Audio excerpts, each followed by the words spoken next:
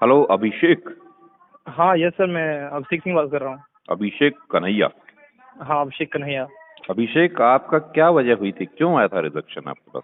Sir actually जब देखिए मैंने जब फॉर्म भरा था ना मैंने, हाँ हाँ। तो मैंने फॉर्म भरने के टाइम मैंने आधार कार्ड के बेस पे फॉर्म भरा था। ठीक है। आधार कार्ड पे मेरा तब डेट ऑफ बर्थ शायद 98 था, ठीक है। हाँ हाँ। 98 था और मेरे जितने भी डॉक्यूमेंट है original document, LC, marksheet, date of birth certificate, domicile, हाँ जो भी हाँ। सर्टिफिकेट थे मेरे सबके ऊपर मेरा 97 लिखा हुआ है। ठीक है। तो ये स्टार्टिंग में हमने क्या थोड़ा ध्यान नहीं दिया था, बराबर, ये हमसे मिस्टेक हो गया था। हाँ हाँ। इसके बाद हमारा फिजिकल एग्जाम हुआ। एग्जाम के टाइम में उन्होंने डॉक्यूमेंट एक बार चेक करते ना, आधार कार्ड या कुछ भी चेक करते, तो मैंने दिखाया, हाँ तो हाँ। उन्होंने पास किया, एग्जाम दे दिया मैंने। फिर मेरा फिजिकल हुआ। फिजिकल के टाइम भी वो लोगों ने डॉक्यूमेंट एक बार देखा था मेरा, हाँ तो हाँ। वो लोगों ने पास कर दिया था। मेन था मेडिकल के टाइम पे डॉक्यूमेंट वेरिफिकेशन। ठीक है। तो जब मेरा मेरा मेडिकल था 4 फरवरी को, हाँ हाँ।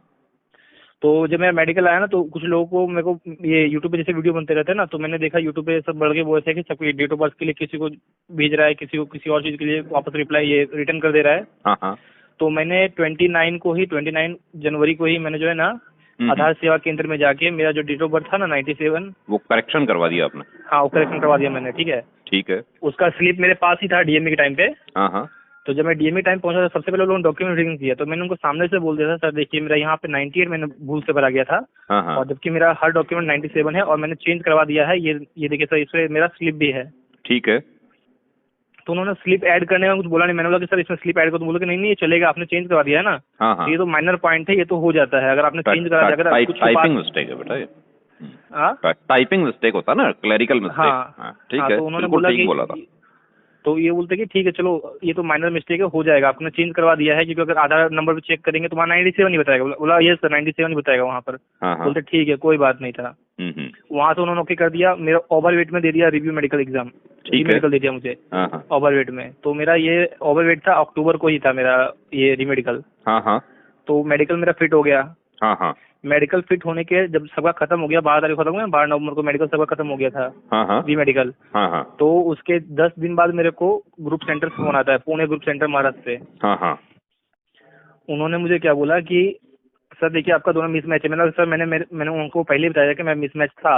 हाँ हाँ। तो बोलते आप एक काम को सिंपल सा एप्लीकेशन लिख के मुझे भेज दो, हाँ हाँ। व्हाट्सएप पर मुझे व्हाट्सएप कर दो। हाँ मैं हाँ। कहा, सर मैं ग्रुप सेंटर पे आपको हैंड टू हैंड दे देता हूँ एप्लीकेशन। बाई बोलता नहीं हैंड नहीं जमा आप करवा मुझे, दो। हाँ तो उन्होंने बोला कि नहीं नहीं आप मेरे को व्हाट्सएप पे भेज दो, मैं आपका प्रिंट आउट जो है ना आपके डोज के साथ अटैच कर देता हूँ। हाँ हाँ। तो मैंने क्या किया, मैंने गया मैं बोला सर सिंपल एप्लीकेशन हाथ से लिख के दूं या फिर मैं नोटरी करवा के दूं। हाँ हाँ। उन्होंने बोला कि नोटरी करवा दो, वो ज्यादा बेनिफिशियल रहेगा तुम्हारे बिल्कुल लिए। बिल्कुल, नोटरी करवा दोगे तो ज्यादा अच्छा रहेगा।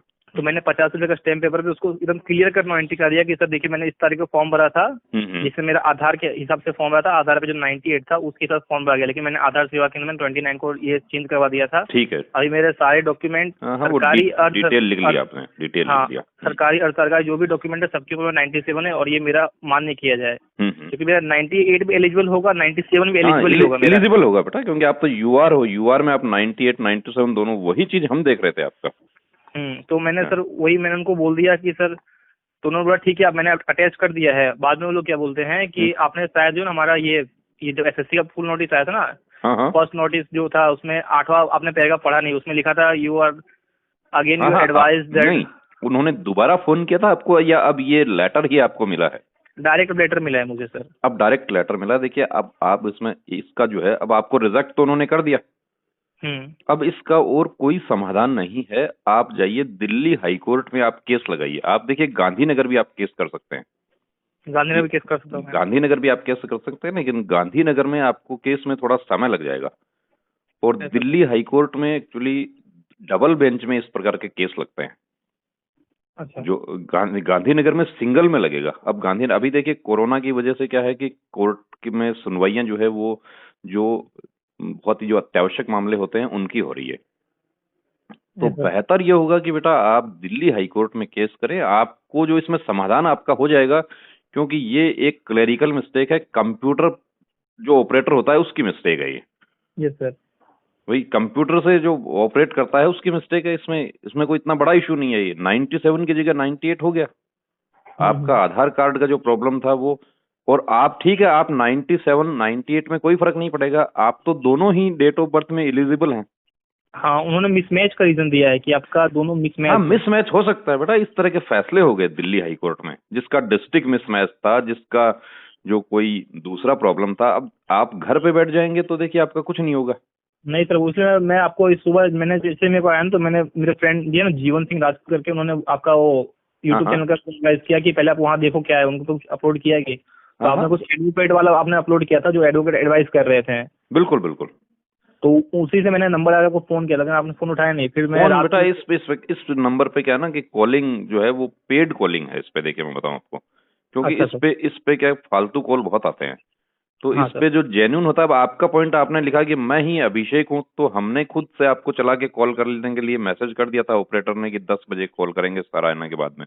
हाँ सर। ठीक है, तो हाँ ये सर। कॉल तो सिर्फ आप लोगों के लिए है ये, लेकिन जो फालतू करते हैं कि वर्दी कैसा मिलेगा या मेरिट कब आएगा या आधा नंबर ज्यादा है क्या करूं, ऐसे नहीं कॉल सर। बहुत सारे आते हैं। उसको अब मैं आपको, देखिए अभी हम आपको बताएं कि आपको दिल्ली का जो है हम एडवाइस कर देंगे, आपको एडवोकेट हम बता देंगे दिल्ली का, दिल्ली का एडवोकेट। एडवोकेट बता देंगे। आप बिना कोई इसमें कोताही किए आप दिल्ली पहुंच जाइए और हम्म। आप तुरंत वहां पे कार्रवाई कीजिए, क्योंकि अब इसमें आप यदि समय लगा देंगे तो आपका ये मेरिट निकल जाएगी आपकी।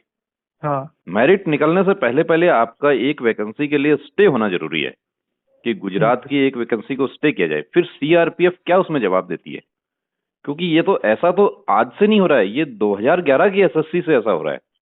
मुझे 11 कैसे से ऐसे ही हो रहा सीन। ऐसा हो रहा है बहुत सारे 2011 की जो एसएससी हुई थी उसमें तो बहुत सारे कैंडिडेट्स को सिर्फ सिग्नेचर में रिजेक्ट कर दिया था। सिग्नेचर में। सिग्नेचर में ऐसे रिजेक्ट कर दिया था कि जो सिग्नेचर, देखिए आप लोग कोई प्रोफेशनल नहीं है, आप तो नाम लिखते हैं। जो हम्म। स्टूडेंट होता है, जब मैं भी कभी स्टूडेंट था तो मैं नाम ही लिखता था। कोई सिग्नेचर बैंक खाते में करना है, कहीं भी करना है, फॉर्म भरना है, तो कभी हम इंग्लिश में कर देते हैं, कभी हिंदी में कर देते हैं। Yes sir. होता है ऐसा।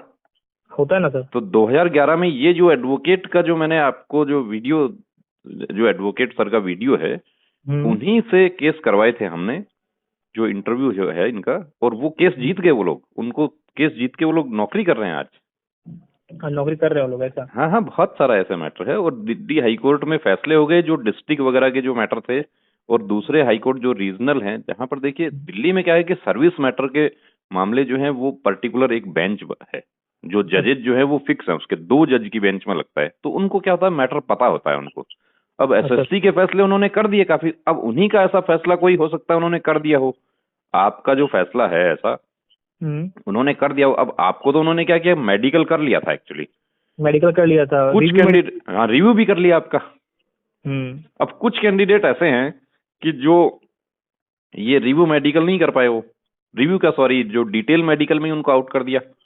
हाँ। तो जिसको जानकारी नहीं थी वो तो घर पे बैठ गए चुपचाप, कर लिया, रो के बैठ गए कि ठीक है क्या होगा, कुछ नहीं होगा। अब किसी ने अच्छा। गाइड कर दिया कि केस वगैरह में कुछ नहीं होता है, केस में तो सालों लग जाते हैं। तो हम्म। सालों, इन केसेस में सालों नहीं लगते हैं, सालों जो सर्विस मैटर किसी को नौकरी से बर्खास्त कर दिया जाता है, अच्छा। और वो मैटर सालों लग जाते हैं। आपका मैटर तो डिस्ट्रिक्ट का, तो हमारे स्टूडेंट का फैसला हो गया, आंध्र प्रदेश का कैंडिडेट था, उसका फैसला हो चुका है, उसका उसका ऑर्डर कर दिया सीआरपीएफ को इसको कि शामिल करो इसे। अच्छा। अब इसमें ये हो सकता है देखिए कि आप जैसे आपका हमारे हिसाब से तो देखिए आपका 100% समाधान हो जाएगा।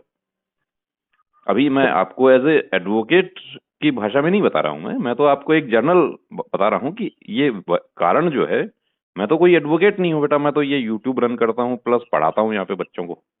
ठीक है सर। ठीक है, लेकिन हाँ। मैं ऐसे केसेस देखता रहता हूं मैं, और इसीलिए मैंने एडवोकेट सर का जो इंटरव्यू भी किया था कि कैंडिडेट्स को एक बड़ा डर रहता है कि मैं यदि केस करूंगा तो कहीं ऐसा तो नहीं है कि मुझे आगे एसएससी की भर्ती नहीं देखने दी जाएगी। नहीं सर, ऐसे भी मैं लास्ट एज था 23, मेरा खत्म हो चुका है, इसके बाद मैं हाँ अप्लाई भी हाँ, नहीं तो कर। आपका खत्म हो चुका है, वो भी एक एडवांटेज है आपके लिए। दूसरी जी बात सर। आपके लिए सबसे बड़ी एडवांटेज है कि आपने जो फॉर्म फिल किया था वो हाँ, मैट्रिक के आधार पर ही फिल किया या उसमें आपने ग्रेजुएशन भी शो किया है? मैंने सर खाली मैट्रिक के आधार पर फिल किया था और खाली आधार। खाली मैट्रिक के आधार पर फिल किया है, वो भी आपके लिए एडवांटेज है कि एक 10वीं पास बंदा जो है उससे हाँ। इतनी अपेक्षा नहीं करी जा सकती। वो सिर्फ फौज में भर्ती होना जानता है, वो कंप्यूटर नहीं जानता। देखिए ये सब दलीलें जो है आपकी एडवोकेट देंगे आपके, अच्छा सर। वो जज महोदय को इस तरीके से वो कन्विंस कर देंगे कि इसने कोई, इसने यदि ये 98 में यदि ये नहीं आ रहा होता और फिर ये 97 में नहीं आ रहा होता है, ये 98 कर देता, तो हम ये मानते हैं कि ये फ्रॉड कर रहा है, कि ये फ्रॉड करके भर्ती होना चाहता है, कि ओवर एज हो चुका। लेकिन ये तो दोनों ही एज जो ब्रैकेट है उसमें आ रहा है, ये तो समझ रहे हो मेरी बात? हाँ समझ रहा हूँ सर मैं। तो हम देखिए, हम आपको जो है 12 बजे के बाद में आप एक बार मैसेज कर देना। अभी थोड़ा सा काम हमारा, आप जैसे जो मैसेजेस हैं, जो कॉलिंग है वो करके हम फ्री होके आपको 12 बजे फिर डिटेल में आपसे बात करेंगे और आपको एडवोकेट का नंबर बता देंगे, आप दिल्ली जाके उनसे मुलाकात कर लीजिए। हाँ ठीक है सर, लेकिन इसमें एक और पॉइंट था मेरा। हाँ हाँ, ये मेरा मेडिकल था फरवरी में, ठीक है। हाँ हाँ, और जो मेरे को रिजेक्शन लेटर आया है उसमें मुझे लिखा के आया है कि आपको ये 23 जनवरी को बुलाया गया था। मेरा जो कि फरवरी मेडिकल था, ये बोल रहे हैं कि 23 जनवरी में आपको डॉक्यूमेंट के लिए मुझे बुलाया गया था। हाँ, तो वो लेटर नहीं मिला आपको, वो ठीक है, वो लेटर ही नहीं आया अभी तक उसका। ना लेटर आया, ना मेल आया, ना मैसेज आया, कुछ भी नहीं आया। वो आया नहीं, वो भी आपके लिए एडवांटेज है। उन्होंने भेजा क्यों नहीं आपको? और भेजा तो हो सकता है साधारण डाक से भेजा होगा, तो आपको मिला नहीं होगा, ये हो सकता है ना। हाँ तो रिसीविंग लेटर तो उनके पास होगा ना सर, रिसीविंग पहुंचता होगा ना। नहीं, उनके पास ऑफिस कॉपी तो होगी ना उनके पास में, वो प्रोड्यूस करेंगे कोर्ट में। हाँ, वो ऑफिस को, वो कोर्ट, वो आपका एडवोकेट अपने आप मांग लेगा, कोई दिक्कत नहीं होगी। और सर एक ये जब मैंने फॉर्म भरा, आधार कार्ड पे जब फॉर्म भरा था ना, तो आधार कार्ड पे तब मेरा नाम अभिषेक कन्हैया सिंह था, ठीक है। हाँ हाँ, और मेरे एलसी पे पूरा नाम क्या है, अभिषेक कन्हैया लाल सिंह। वो कोई दिक्कत नहीं है उसमें, उसमें कोई प्रॉब्लम नहीं है। आधार जो है, आधार देखिए, जो आधार बने हैं हमारे देश में, ये वो जज महोदय और एडवोकेट महोदय को ही पता है कि आधार पे नाम जो है वो ऑपरेटर किस प्रकार से छाप सकते हैं।